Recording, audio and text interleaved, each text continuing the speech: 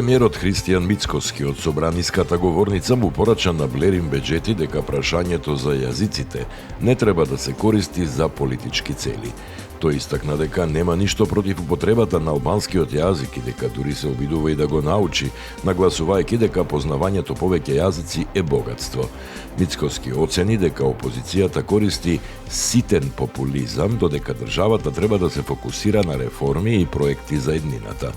Во однос на законот за јазиците, тој посочи дека Венецијанската комисија дала препораки, особено за правосудството, и дека конечната одлука за уставноста е на Уставниот суд. Премиерот нагласи дека владата работи за сите граѓани, без разлика на етничката припадност, и порача дека ваквите теми нема да донесат политички поени на избори. Министерката за финансии Гордана Димитриевска-Кочовска порача дека владата останува посветена на стабилен и поефикасен систем на јавни финансии. На расправа организирана од Фискалниот совет, таа нагласи дека фискалната политика ќе се соочи со предизвик – балансирање меѓу штедењето и развојот. Во рамките на новата фискална стратегија 2027-2031 се предвидува постепено намалување на буџетскиот дефицит на 2,8% со цел одржување на економската стабилност и усогласување со европските стандарди. Министерката рече дека ќе се спроведуваат мерки и на приходната и на расходната страна, со фокус на транспарентност и ефикасност. Дополнително, таа ја нагласи улогата на Фискалниот совет како важен партнер во креирањето на одржлива фискална политика. Регулаторната комисија за енергетика одлучи грејната сезона да се продолжи за уште 2 дена, односно до 2 мај, иако официјално завршува на 30 април. Обврската се однесува на ЕСМ снабдување, ЕСМ енергетика и Energy Ecolink. Одлуката е донесена поради најавени невообичаено ниски температури, според податоците од Управата за хидрометеоролошки работи. Целта е да се обезбеди континуирано и квалитетно снабдување со топлинска енергија за граѓаните. Министерството за внатрешни работи информира дека за 1 мај во центарот на Скопје ќе има посебен сообраќаен режим поради првомајскиот протест организиран од Сојузот на синдикатите на Македонија. Протестот почнува во 11 часот пред Работничкиот дом и ќе се движи низ повеќе централни улици, а ќе заврши пред владата. Од МВР апелираат граѓаните да ги почитуваат насоките на полицијата и да бидат внимателни во сообраќајот. Председателот на Сојузот на синдикатите на Македонија, Слободан Трендафилов, повика на масовна поддршка. Тој нагласи дека главно барање е зголемување на минималната плата на 600 евра и подобра заштита на работничките права. Истражувањето на Метрон анализа за телевизијата Мега покажува дека мнозинството граѓани во Грција сметаат дека е потребна политичка промена, додека 66% оценуваат дека земјата се движи во погрешна насока. Сепак, јавноста во Грција е поделена околу предвремени избори. 51% од граѓаните ги поддржуваат, додека 46% сакаат владата да го заврши мандатот до 2027 година. Главни проблеми за граѓаните во Грција се економијата и растот на цените. На политичката сцена води Нова демократија со 21,5% пред ПАСОК. Најголем дел од анкетираните сметаат дека никој не е соодветен за премиер, додека Кириакос Мицотакис има 26% поддршка пред Алексис Ципрас. Парламентот на Словенија усвои измени на законот за влада со кои бројот на министерствата ќе се намали од 19 на 14. Предлогот дојде од Словенечката демократска партија на Јанез Јанша и се смета за сигнал за можно ново парламентарно мнозинство. Измените предвидуваат спојување на ресори и намалување на административните трошоци, но ќе стапат во сила по формирање на новата влада. Председателката Наташа Пирц Мусар за сега одбива да додели мандат, оценувајќи дека нема стабилно мнозинство. Во меѓувреме, техничкиот премиер Роберт Голоб призна дека не обезбедил доволна поддршка, па политичките преговори ќе продолжат. Министерството за надворешни работи на Турција ја осуди интервенцијата на израелските сили врз флотилата Глобал Сумот, оценувајќи ја како пиратски чин и прекршување на меѓународното право. Според Анкара, флотилата имала хуманитарна мисија за доставување помош во појасот Газа и за привлекување внимание кон кризата во регионот. Турција смета дека акцијата е спротивна на слободата на пловидба и на меѓународните хуманитарни норми. Турските власти повикаа на обединет меѓународен одговор и најавија дипломатски чекори за заштита на своите граѓани и учесниците во флотилата. Според Европската статистичка организација Евростат, речиси 1 од 4 првични барања за азил во Европската Унија во 2025 година било поднесено од малолетно лице. Вкупно 158.400 деца барале заштита, што представува 23,7% од сите апликации за азил. Највисок удел има во Австрија и во Германија, додека околу 13% од малолетниците биле без придружба од возрасен. Поголемиот дел од младите баратели доаѓаат од Азија и Африка, а особено од Авганистан, Сирија и од Венецуела.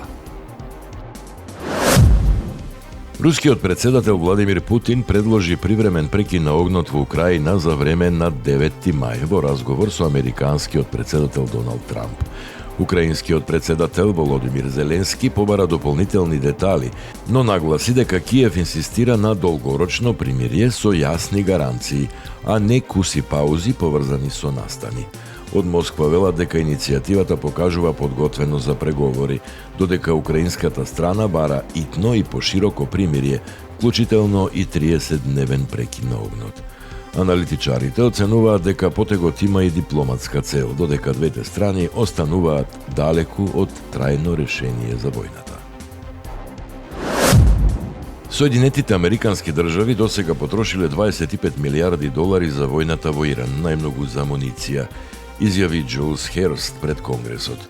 Министерот за одбрана Питер Хексет ја оцени операцијата како воен успех, но не откри кога ќе заврши конфликтот, додека пратеници предупредија дека резервите на амуниција се на опасно ниско ниво. Администрацијата на Доналд Трамп бара буџет од $1,5 трилиони за одбрана во 2027 година, што е значително зголемување. Во меѓувреме јавната поддршка за војната опаѓа, а растат и цените на горивата, што дополнително го зголемува политичкиот притисок врз Трамп. Председателот на Соединетите држави Доналд Трамп во Белата куќа ги пречека астронаутите од мисијата Артемис 2, кои успешно ја обиколија месечината и поставија нов рекорд за оддалеченост од земјата. Екипажот Рид Вајзман, Виктор Глоуер, Кристина Кох и Джереми Хансен поминаа повеќе од 400.000 километри, надминувајќи го рекордот на Аполо 13. Капсулата Орион безбедно слета во Тихиот океан. Трамп рече дека е горд за успехот и додаде дека Соединетите американски држави ќе продолжат со амбициозни вселенски проекти и покрај најавите за намалување на буџетот на НАСА.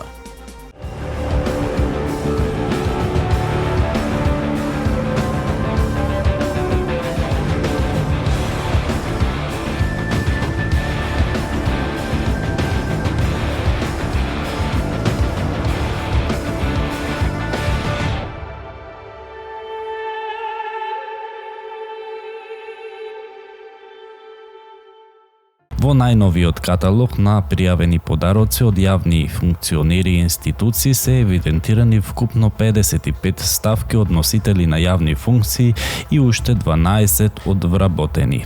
Вистина е дека најмногу подароци пријавиле главниот државен ревизор Максим Акцевски и председателот на собранието Африм Гаши. Акцевски пријавил различни сувенири, меѓу кои рамка со народна носија, украсен брод и босански кралски дукат. Вистина е дека листата на неговите подароци вклучува декоративна вазна, украсна крпа и други символични предмети. Гаши пак пријавил подароци со поголема символика и вредност, како објект совет од шура, златен меч во рамка и бисер во златна школка. Вистина е дека во неговата евиденција се наоѓаат и рачно цртана порцеланска вазна, скулптура глава на конј, како и златни и сребрени монети. Кај вработените пријавени се 12 подароци со помала вредност, како вино, тефтери и промотивни материјали. Вистина е дека еден советник пријавил книга дури вредна 300 денари како подарок. Институциите исто така доставиле податоци за добиени подароци, при што државниот архив пријавил 3 клима уреди вредни околу 68.000 денари. Вистина е дека Центарот за култура браќа Миладиновци од Струга пријавил уметнички предмет вреден 9.000 денари. Каталогот овозможува јавен увид во сите пријавени подароци и има цел да ја зголеми транспарентноста на институциите. Вистина е дека од Државната комисија за спречување криминал потенцираат дека оваа пракса е клучна за спречување судир на интереси. Антикорупционерите нагласуваат дека пријавувањето подароци е важен дел од системот на институционален интегритет. Вистина е дека навременото и целосно пријавување се смета за показател на одговорност и етичко однесување кај јавните службеници. Но, дали само пријавувањето е доволно да се спречат злоупотреби и судири на интереси? Слободата на печатот во светот е на историско најниско ниво во последните 25 години, предупредуваат од Репортери без граници во најновиот извештај. За прв пат од постоењето на индексот за слободата на печатот, повеќе од половина од државите се категоризирани како тешки или многу сериозни за работа на медиумите. Извештајот покажува дека просечниот резултат на 180 земји никогаш не бил понисок. Како клучен фактор се посочува економскиот притисок врз медиумите, од концентрација на сопственост до зависност од огласувачи и недоволна или нетранспарентна јавна поддршка. Според нив, медиумите денес се наоѓаат во тешка позиција меѓу зачувување на уредничката независност и борба за финансиски опстанок. Организацијата предупредува дека без стабилни економски услови, слободното и независно новинарство ќе продолжи да слабее на глобално ниво.